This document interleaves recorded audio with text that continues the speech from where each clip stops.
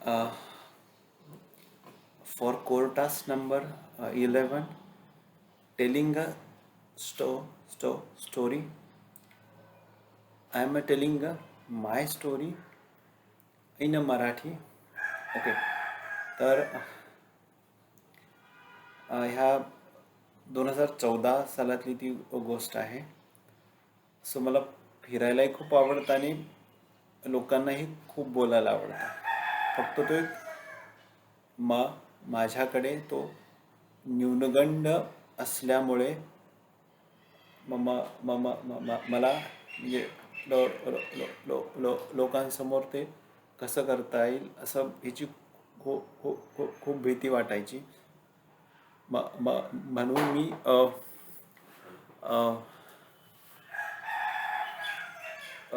पुण्यात ज्ञानप्रबोधिनी नावाची एक संस्था आहे, ज्यांचा ज्ञा ज्ञा ज्ञा ज्ञानसेतू हा प्रोजेक्ट किंवा उ उ उ उ उपक्रम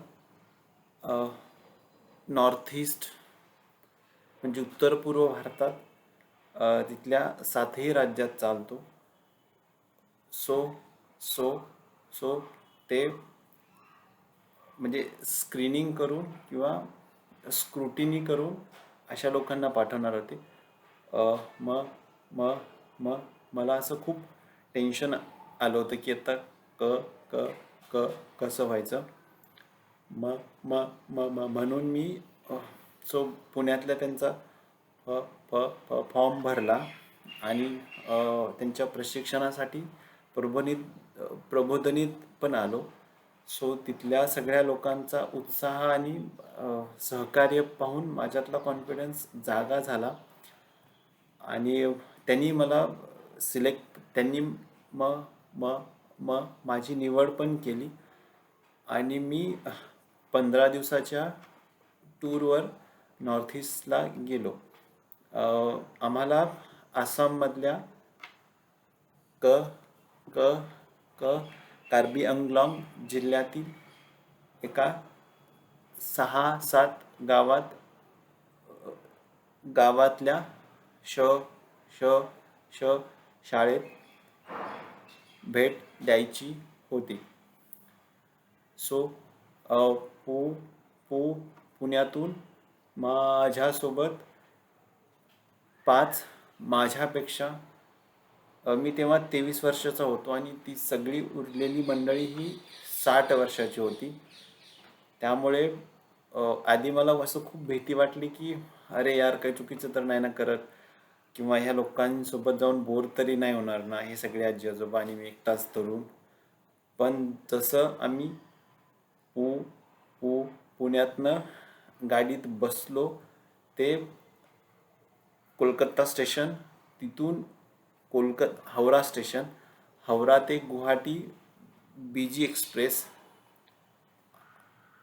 हावरा ते गुवाहाटी एक वेगळी ट्रेन आणि तिथून कार्बी अँगलाँगपर्यंतची बीजी एक्सप्रेस. सो अशा काळात एकदाही वाटलं नाही की मी असं माझ्यापेक्षा खूप मोठ्या लोकांसोबतच आहे. सो तो एक माझा न्यूनगंड कमी झाला आणि बोलायला हवं हे मी खूप शिकलो त्या सगळ्यात. आणि ती सगळी मंडळी बोलके होते. गद्रे काका म्हणून जे सोबत होते ते खूप उत्साही प्राणी होते. म्हणजे ते ना, त्यांना म्हणजे जर हिंदीत काही शब्द नाही आठवले तर ते डायरेक्ट तो तिथे मराठी शब्दांना रिप्लेस करून बट त्या सेम इमोशन्स भावनेसोबत तो शब्द तिथे मांडायचा. म्हणजे त्यांनी तिथे म्हैसला म्हैस हाच शब्द प्रचलित केला त्यांच्या सगळ्या एकंदरीत मांडणीत. सो असे ते भन्नाट काका होते. त्या सगळ्या एकंदरीत जर्नीत आम्ही सो त्याच्याने आम्हाला शाळेत जाऊन बोलता आलं. सो पहिल्यांदा मी शाळेतल्या विद्यार्थ्यांसमोर मांडत होतो. सो तो तो तो तो तो त्याने एक माझ्याकडे आत्मविश्वास आला. त्याच्यानंतर आम्ही तिथल्या वेगळ्या शाळात फिरलो आणि वेगवेगळ्या 5 कम्युनिटींच्या घरीसुद्धा राहिलो. त्यात एक कार्बी होती, दुसरी मायग्रेटेड नेपाळी, तिसरी गारो होती, चौथी दिमासा आणि अजून एक जी मला आता आठवत नाही.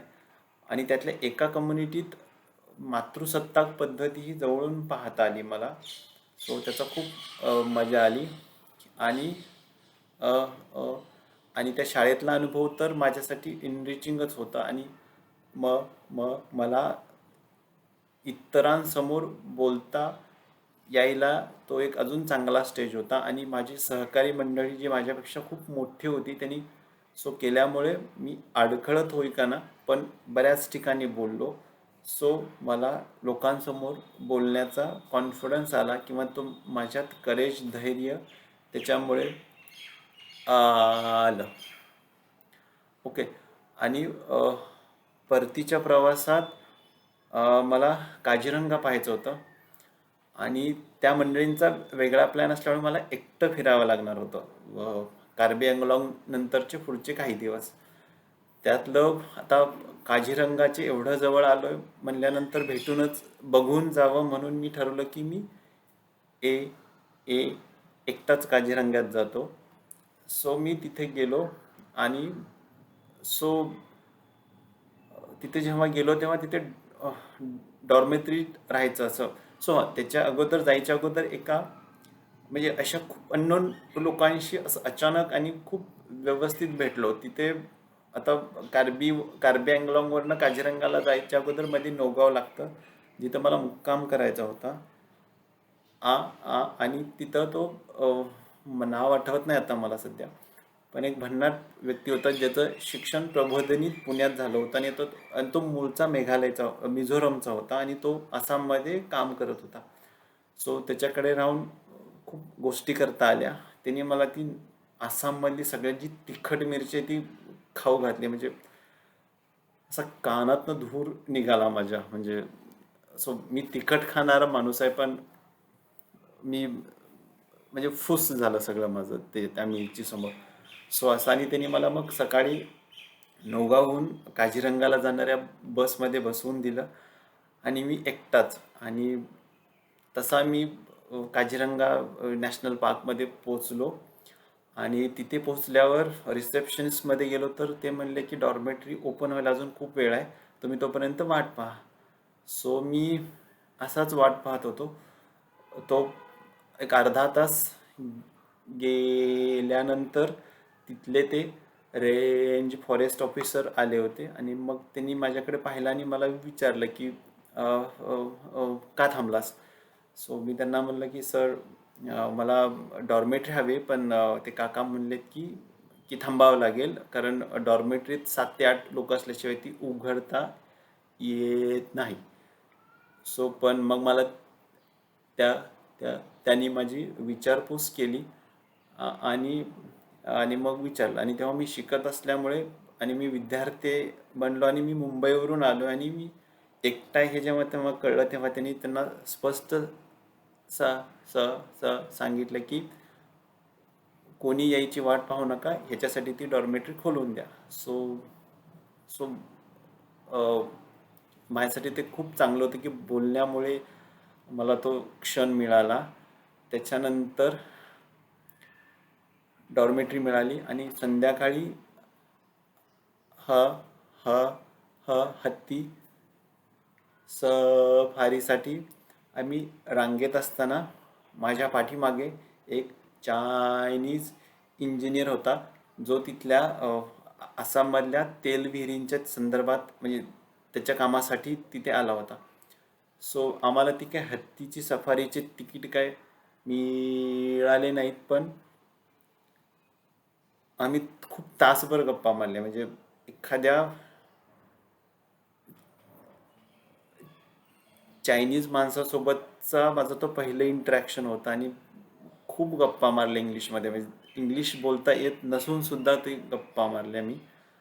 आणि सकाळी उठून मग मी त्या जीप सफारीने काझीरंगा पाहिला. आणि मग आता पुढे काय तर मग मी परत गुवाहाटीला आलो. गुवाहाटीला एका मित्राची मैत्रीण राहायची जी मूळची गुवाहाटीचीच होती. तिच्याकडे मला 3 दिवस राहावं लागणार होतं. सॉरी त्याच्या अगोदर मी विवेकानंद केंद्रात राहिलो. सो तिथे पण अशाच रेफरन्स काढून तिथे मी राहिलो एक दिवस. पण जेव्हा मला विवेकानंद केंद्रात कळलं की तिथे आता जास्त दिवस राहता येत नाही, तर मी अजून रेफरन्स शोधला व त्या मैत्रिणीकडे राहायला गेलो मित्रांच्या रेफरन्सनी. आणि तिथलं एक मला वैशिष्ट्य खूप जाणवलं की तिथल्या बसेस सगळ्या आसामी भाषेत होत्या आणि वाचून कळायचं नाही. सो मला त्या कंडक्टरशी बोलावंच लागायचं थांबून. सो ते खूप माझ्यासाठी चॅलेंजिंग होतं आणि ते मी केलं. अडखळत बोलत पण ते मी केलं. आणि त्याच्यानंतर मग अ, गुवाहाटीत 2 दिवस मला राहावं लागलं, कारण माझी पुढची ट्रेन 2 दिवसांनी होती. आणि मी गुवाहाटीवरनं हावरा स्टेशनला आलो.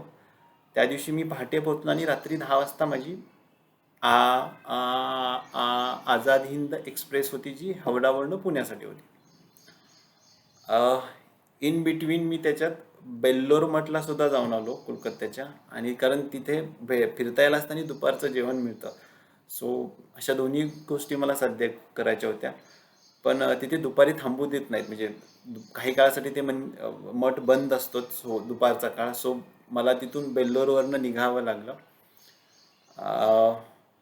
त्याच्यानंतर मी हावरा स्टेशनवर आल्यावर मी असंच पेपर वाचत बसलो होतो आणि तेव्हा माझ्याकडे स्मार्टफोन होता.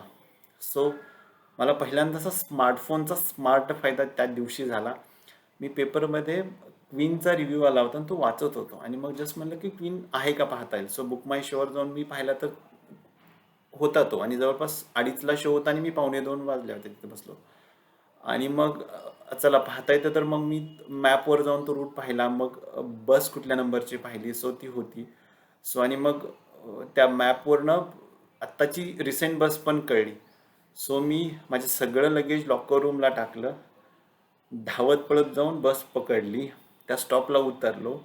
नंतर थिएटरचा पत्ता 2दा चुकलो मॅपमुळे. सो तिथल्या मी ट्रॅफिक पोलिसाला कलकत्त्यात ट्रॅफिक पोलिसाला थिएटरचा पत्ता विचारला आणि मी तिथल्या थिएटरमध्ये जाऊन दुपारी 2:30 ते 6:30 हा असा पिक्चर पाहिला. आणि क्वीन खूपच आवडला. आणि तेव्हा कंगना मला खूप आवडली ॲज अ हिरोईन किंवा तिच्या त्या सगळ्या कॅरेक्टरमुळे. आजकाल ती मला आवडत नाही, कारण तिच्या त्या सगळ्या स्पीचेस आणि ट्विटर आणि खूप ती आजकाल कम्युनल झाली. आधी खूप तिचे क्वीन, त्याच्यानंतर तनू वेड्स मनू, अजून खूप सारी इतर छान मूव्हीज तिने केले किंवा फॅशनमधला तिचा रोल. सो अशा कंगनाचा तो पहिला पाहिला आणि मला खूप आवडला तिचं ते सगळं कॅरेक्टर आणि ती जशी उभा राहते त्या सगळ्या प्रसंगातनं. सो आणि त्या स्मार्टफोनमुळे तो मला पिक्चर पाहता आला. सो सो मोर ग्लॅड. आणि मग रात्रीचं मी हावऱ्यावरून आझाद हिंद एक्सप्रेस पकडली आणि पुण्याला आलो. सो एकंदरीत एक्सपिरियन्सवरनं मी वेस्ट बेंगॉल आणि आसाम अशा 2 राज्यातल्या 3-4 शहरांना भेटी दिल्या. वेगवेगळ्या कम्युनिटींच्या लोकांना भेटलो, वेगळ्या भाषेतल्या लोकांना बोललो.